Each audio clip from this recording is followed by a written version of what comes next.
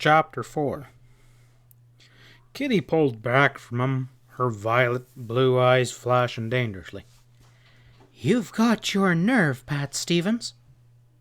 He kept hold of her bare arm and repeated stoically, "We're going upstairs to your room." Her red lips curled away from her teeth contemptuously. "And some of the people in this town, they think you're a gentleman."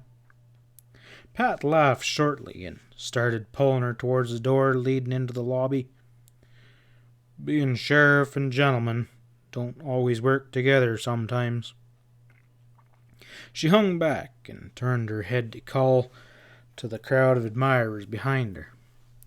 "Isn't there a real man in that bunch? Are you just going to let this ex-sheriff treat me like a she-dog right in front of you?" Most of the men at the bar knew Pat Stevens intimately. All of them knew his gun-slinging reputation. She got some low growls in response to her plea, and there was a slow movement forward, but no man was eager to push forward in front of the rest to make a try at stopping Pat. He laughed deep in his throat and kept relentlessly moving her towards the door. "You best keep your mouth shut and come along, ma'am. I got a different reason for taking you upstairs from what you're seeming to think." Real fear flickered in her eyes, but she said angrily, "All men have the same idea about a girl who sings and dances in a saloon. You're no different from the rest, even if Sam Sloan does think you're a little tin god on wheels." Pat shouldered the glass door open and drew her through into the lobby. He turned and spoke quietly to the group of men that were edging forward. "You boys will save yourselves a lot of trouble if you stay on that side of this door. Just so happens that I'm still sheriff in Powder Valley, and this here is law business." An audible gasp came from Kitty's carmine lips as he closed the door firmly behind them. She swayed back at full length from him, and her eyes were wildly dilated. Her full bosom rose and fell as she panted. "You're still the sheriff?" Pat nodded grimly. "I'm still carrying the badge." "But what about the other man, Jeff Pardo?" "Right now, Jeff's being real quiet inside the locked jailhouse." Pat frowned and gave her an angry shake. "You might as well come along quiet, ma'am. I'm taking charge here instead of Jeff." "Don't tell him a word, Kitty." The warning was a venomous snarl from the lips of Joe Dems. He stood at the end of the passageway leading off the lobby into the hotel dining room, and he was flanked by two men with guns in their right hands. Pat recognized the two gunmen as helpers around the hotel. Dems had a bandage around his head. His yellowish eyes were slanty hard.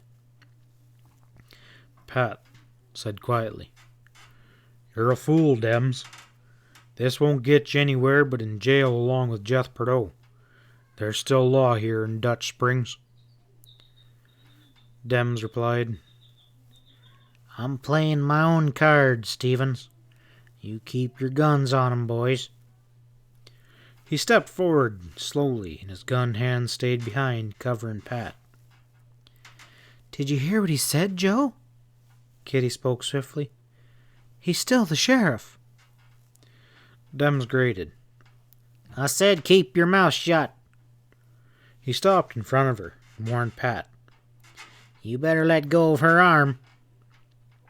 Pat shrugged and let go of Kitty Lane's arm. There was a red splotch on the white flesh where his hard fingers had held her in a merciless grip. She stepped swiftly backwards and rubbed the bruised place with her fingers of her other hand. Pat glanced beyond her at Dem's two men. Their guns were held loosely, in the manner of men who knew what they were doing. He knew it would be suicide to go for his own holstered weapons, and if he stayed alive this long in Powder Valley, by not trying his luck against such odds. "All right, Dems. Go ahead and play your cards, but be damn sure they're not topped." "Just back up against the door and don't let your hands get careless." Pat backed slowly away towards the front door of the hotel, keeping his hands in front of him. and he said, "You're a fool, Dems. I aim to find Sam and Ezra. What's all this gunplay about?" Dems darted a sideways look at Kitty. "What's he been saying to you?" "He's acting crazy. Said I had to go upstairs with him." Dems swung on Pat abruptly. "You already been upstairs, while I was out in the kitchen getting my head fixed. What'd you find this time?" Pat shook his head and said blandly, "Sam and Ezra's doors were locked and I couldn't find them. I thought maybe Kitty would know where the key was." "There's something else on his mind," Kitty told her employer faintly. "He asked me the funniest thing. Asked me what I knew about some other man I'd never heard of. Some man named Fred something or other." "Fred Ralston," Pat supplied coldly. "That's it. What do you suppose he meant, Joe? He's acting awfully funny." Dems grated. "What do you know about Fred Ralston?" "Not much," Pat admitted frankly. "He's a dude from Denver that came in on the stage tonight. I'd like to know what he's doing in Powder Valley." "Why don't you ask him?" "Well, that's what I'd like to do," Pat said mildly. "I knocked on his door too, but it was locked." He saw a swift spasm of relief flicker over Kitty's face, but Joe Dems frowned and addressed Tom Forrest behind the counter. "Is that Ralston feller up in his room?" I reckon," the clerk's voice quavered. "He went up, and I ain't seen him come back down." Dems frowned and said, "Well, maybe something happened to him." He went around to the clerk. "Give me an extra key to his room." "Joe!" Kitty spoke in sharp warning. Dems ignored her. He got a key from the clerk and told Pat. "I'm sorry about all this trouble, but you gotta understand that a man just naturally don't like to get pushed around in his own hotel." Pat replied, "Well, pulling guns on a sheriff is a good way to get pushed around a lot more." Dems nodded daftly. "I guess that wasn't very smart, but I got a crazy temper when I get riled up." He turned to his men and ordered, "You boys, you put your guns away and go on into the back. I won't need you any more." Kitty Lane came forward swiftly as the men turned and disappeared, and she asked fearfully, "What are you going to do, Joe?" He looked at her in some surprise. "Why, I guess I'd better prove to the sheriff there ain't nothing wrong here. If that Ralston man is wanted by the law, I'm not going to be protecting him. Come on, Sheriff." He turned towards the stairwell. "Wait, Joe." Kitty clung to him desperately. Her eyes were round and enormous. "Can't you?" "I know what I'm doing." "But you don't." Her voice rose hysterically. "Don't take him up there, Joe. Don't do it." Joe Dems thrust the entertainer away roughly. "This is still my hotel, and I'll run it." Pat stepped forward and said quietly, "I'd mighty well like to know why Miss Kitty don't want me upstairs." "Oh, you know how women are," Dems grunted with disgust. "Always getting crazy ideas about somebody doing something. Quit acting so innocent." He went on brutally to Kitty. "Every man in Dutch Springs knows what you're up to by this time." Kitty drew back from him, her eyes dark with anger. She wet her red lips but didn't say anything. "Well, the way you've been carrying on with Sam Sloan, having him in your room and ordering drinks and all," Dems went on disgustedly. "Everybody knows it. Everybody knows you were after his money and didn't care how much you got." Kitty's lips tightened. She swung her hand in a wide arc against his cheek, and Dem's eyes blazed, and he doubled his fist. Pat Stevens stepped between them, facing Kitty, and backed her away. "Is Joe telling the truth? Are you afraid to have me go upstairs for fear that I'll find out about you and Sam?" She shook her head and sobbed. "No, that's not true. Sam is kind and good and he's got $8,000 cash," Joe Dems put in cynically behind Pat. "Come on, Sheriff. Let's go on upstairs. It's more than likely Sam's passed out cold in his room. That's why he couldn't get an answer." Pat kept his back towards Dems. He gazed steadily down into Kitty's eyes. "How long since you've been upstairs?" "A long time. I went down the back stairs and into the kitchen for my supper before starting to work." "And you left Sam in his room?" Pat persisted. She nodded. He had been drinking." "With you?" Joe Dems put in.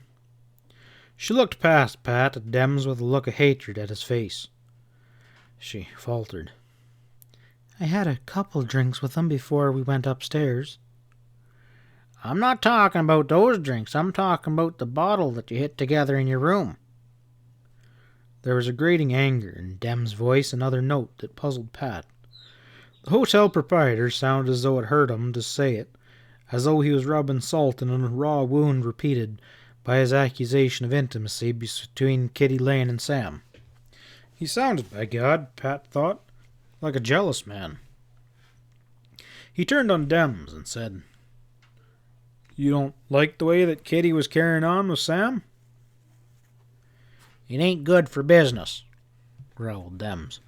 "She was hired to be friendly to all the men, but when I brought her here from Denver, I warned her that in a little town like this it'll make trouble if she was more than just friendly with any one certain man."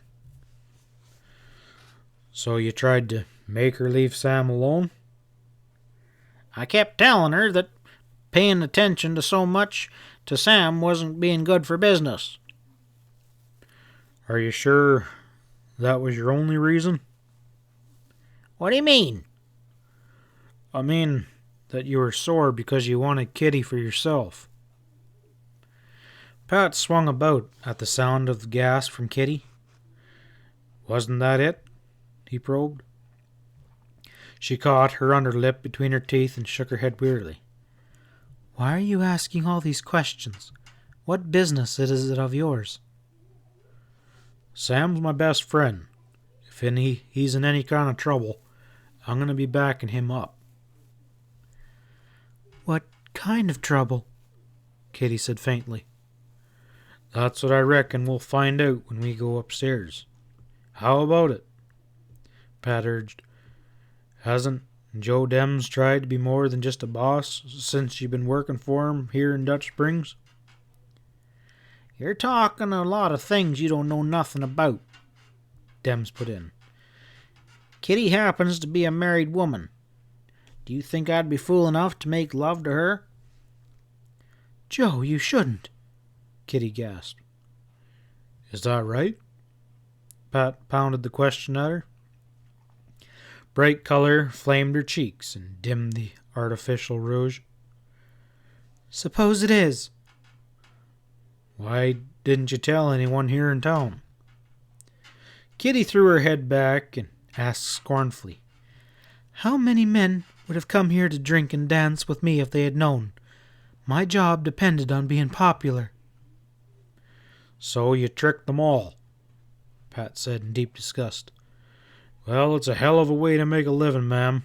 Beg your pardon." "Don't be so high and mighty," sneered Joe. "There wasn't anything wrong with the engagement. Kitty needed a job, and she's good for my business. She didn't encourage the men particularly except for Sam." There it was again, that curious sound of baffled anger as he spoke Sam's name.